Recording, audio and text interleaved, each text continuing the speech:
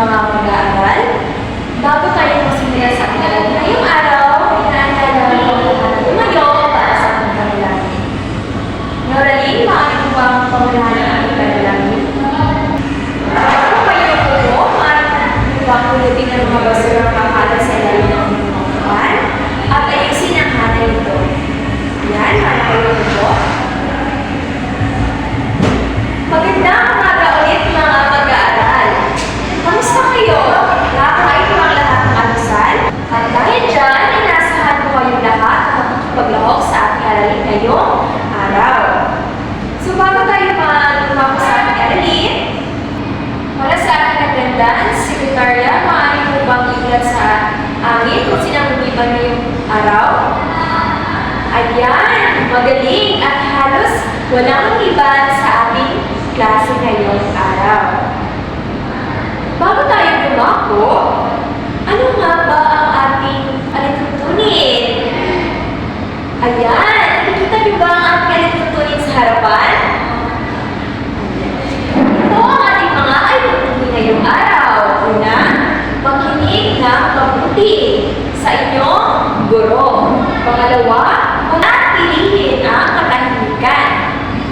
At pangatlo, manatili sa inyong upuan. At pangapat, itaas ang kamay kapag gustong sumagot. Naintindihan ba ang alituntunin ngayong araw?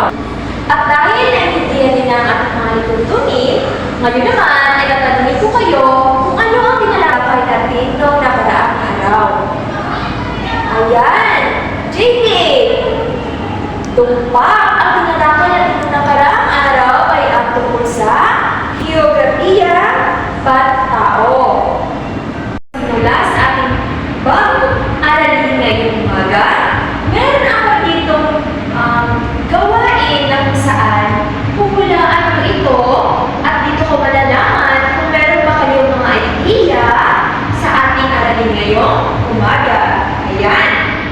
So sa gawain ito, magpapakita ako ng larawan. So sa gawain ito, mayroon akong ipapakitang larawan na kung saan tutukuyin nyo kung anong uri ng likas na yaman ito. So mayroon na ibang jumbled letters na nakasulat kapag nag-include ninyo sa pagtukoy sa larawang pinakita. Ayan. Handa na ba ang lahat? Ayan. Magsimula na tayo. Nandito ang ating mga larawan. Napapansin nyo ba ang mga larawan dito? Ano kaya ito? Ito naman ay... Ayan, malapit na kayo sa tamang sagot. Ito kaya? Malalaman natin ang sagot ngayon. Sa tingin ko ay napapaganda ng sagot ang lahat. So ngayon naman ay tingnan natin kung tama yung mga sagot kanina. Ayan. Ito ang mga tamang sagot kanina. Una, ito ay... Ano ito? Lupa, tama. At ito naman ay yama. Magaling, ito ay tubig. Ano naman kaya ito may mga puno dito? Tama, ito ay kagubatan. At ito naman ay ang mga mineral at ang mga maggagawa o ang mga tao. Ayan. So ano kaya ang ating aralin ngayong umaga? Ayan, ang ating aralin ngayon ay ang mga pinagkukunan yaman ng bansa. Likas na yaman, lupa, tubig, gubat, mineral at ang yamang tao. Bago tayo lumako sa ating aralin, narito muna ang ating mga layunin ngayong umaga upang malaman natin kung layunin ngayong umaga. So pagkatapos ng aralin, kayo ay inaasahang natutukoy ang iba't ibang pinagkukunan yaman ng bansa na ipapaliwanag ang kahalagahan ng mga pinagkukunan yaman sa kabuhayan ng bansa.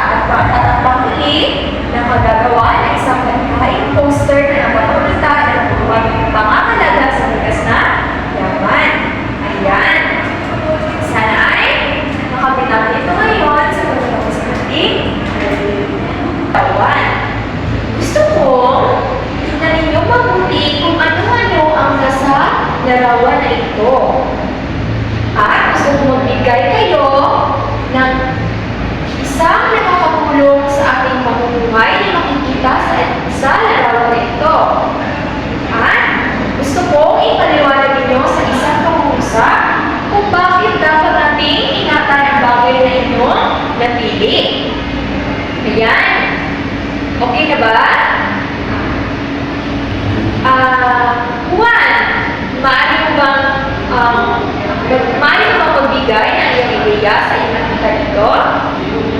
Tama! Ang layang napili ay ang pagsasaka. Kung saan, tama iyon na kailangan natin itong pangalagaan upang may makakain tayo at may mabigas tayo na pwedeng ipagpili at ating makain sa araw-araw. Yan, magaling talaga kayo. Meron tayo itong gawain na kung saan tinatawag na larawan ko, kilalanin mo. Nais kong suriin niyo ang larawan at hanapin kung ano ang mga likas niya para makikita nito at saan ito matatagpuan. Mayroon ba ang gustong sumagot? Ikaw, Ben, ano kaya ang iyong idea sa mga larawan dito? Aha, ang mais. Nakita niya ang mais. Saan kaya ito matatagpuan? Tama, nakikita ito sa mga lugar na maaaring pagtaniman ng mais, kagaya ng mga bundok. At ito ay ang tinatawag na yaman. Tama, ito ay ang yamang lupa. At dahil dyan, meron na kayong idea sa ating tatalakayin ngayong araw. Tayo na ay lalaro sa ating talakayin. Ang una ay ang yamang lupa. So, ito ay ang likas na yaman na ginagamit sa pagsasaka, pagtatanim, at pagpapatayo ng tirahan at gusali. Ito naman sa yamang lupa, ito na nagmumula ang ating mga pagkain tulad ng bigas, gulay at mga prutas. Sumalaga ang lupa dahil dito ng paunahin pinagkukunan ng ating kabuhayan ng maraming tao. Kagaya lamang ng ating bansa dito sa Pilipinas, kung saan ang mga Pilipino ay ang pamumuhay nila ay nakasalalay sa agrikultura, kung saan marami sa atin ang nagtatanim, nagsasaka upang masustahin.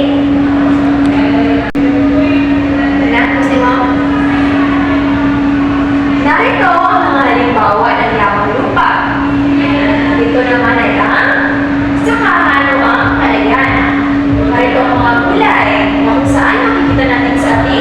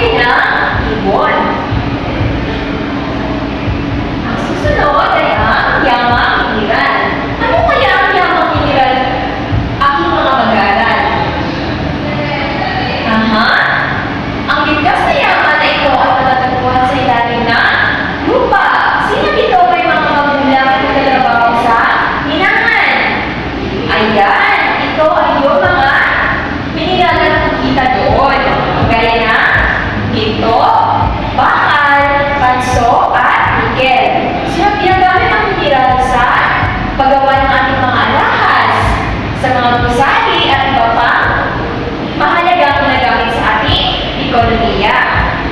Narito ang mga halimbawa ng yamang mineral. Ayan, tingnan natin mabuti. Baka makita namin ito sa ating mga bahay. Ayan, ito ay alam niyo ba kung ano uri ng mineral ito? Diba? Ang maganda nila. Ayan, okay na. Ang panguli naman ay ang yamang tao. Ito ay tungkol sa lakas at talino at kasanayan ng mga mamamayan. Sila ang magagawa tulad na nakilala ba kayo ng mga guro at mga magsasaka? Ayan. Sila ay ang tinatawag na mga yamang tao, gaya ng mga doktor at enhenero. Bakit kaya sila mahalaga? Mahalaga ang mga yamang tao dahil sila ang nagpapalago ng ekonomiya ng ating bansa. Narito ang halimbawa ng yamang tao. Ayan. Sino dito ang mga magulang ay guro? Ayan. Sino dito ang magulang na may nagtatrabaho sa pagsasaka? Ayan, dapat hindi ninyo ikaya ang trabaho ng inyong mga magulang. Naiintindihan ba class ang ating talakayin ngayong umaga? At kung naiintindihan nyo, meron tayong gawain na kung saan sasagutan nyo ang mga tanong batay sa inyong mga natutuhan. Maaari na ba tayo magsimula? Ready na ba ang lahat? O handa na ba ang lahat? Ano? Bakit mahalaga ang mga pinagkukunan yaman sa ating pang-araw-araw na buhay? Bakit kaya ito mahalaga? O ikaw, Ana?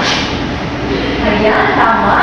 Mahalaga ito dahil ito ay nakakatulong sa ating pamumuhay na kung saan, kagaya ng bigas na yaman ng lupa, ay nagbibigay ito ng pagkain sa atin at ang yamang tubig ay nagbibigay na malinis na tubig sa atin at ang yamang pagbato naman ay tumutulong para sa ating mga lupa na kung saan tayo ay hindi magkakaroon ng aksidente kagaya ng pagbubuo ng ating mga lupa. Pangalawang tanong, ano ang maaaring mangyari kung hindi natin ito pangangalagaan? Sino ang gusto sumagot? Okay, sige, ikaw. Ikaw, James. Ano kaya ang mangyari kung hindi natin ito pangangalagaan?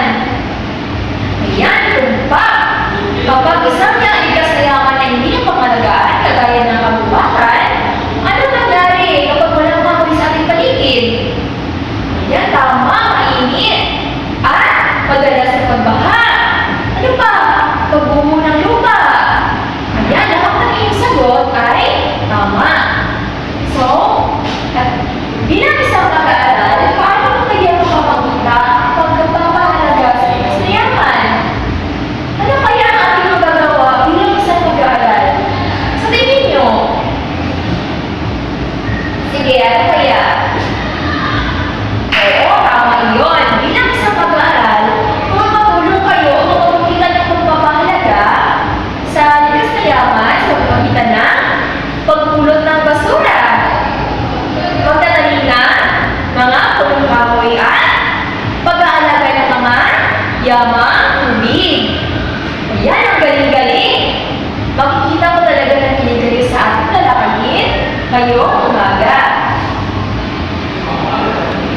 Ngayon, gusto ko kayo hatiin sa grupo upang malaman ko ang iyong natutuhan ngayong ay sa ating paglagaan ko para sa kinabukasan ko. So, nandito ang panuto. Hatiin ko kayo sa 5 pangkat.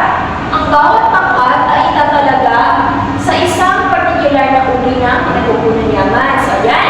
Magsimula tayo dito. Group 1, Group 2, Group 3 at Group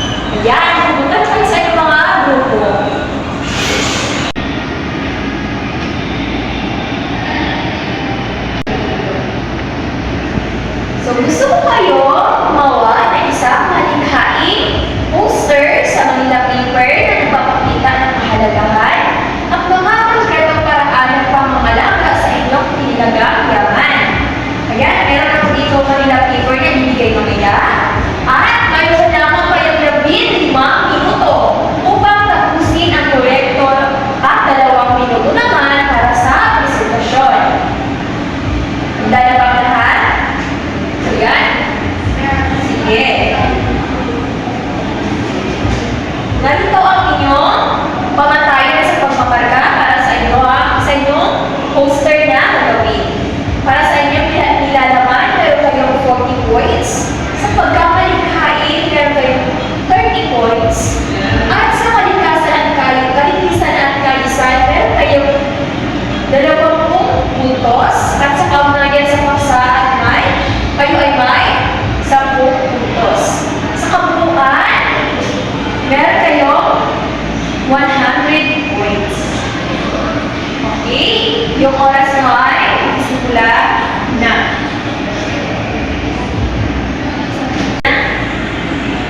Ayan, tapos na ang inyong oras. Handa na ba ang group 1 para sa inyong presentasyon? Ayan, handa na. Salubungin natin ng mga 5 palakpak ang group 1. Ayan, sige, group 1. Wow! Napakagaling at napakaganda na gawa naman ng group 1. Group 2, handa na ba kayo? Ayan, sige. Ito kayo sa harapan. Ayan, maganda rin ang gawa ng group 2 na kung saan gumamit sila ng mga mapagkulay na kagamitan. Group 3. Bakit ang tagal ng group 3? Okay, sige. Dito na sa harapan. Ayan, medyo makikita natin na may kulang sa ginawa ng group 3 pero pinakita nila ang kanilang effort o ang kanilang paggawa.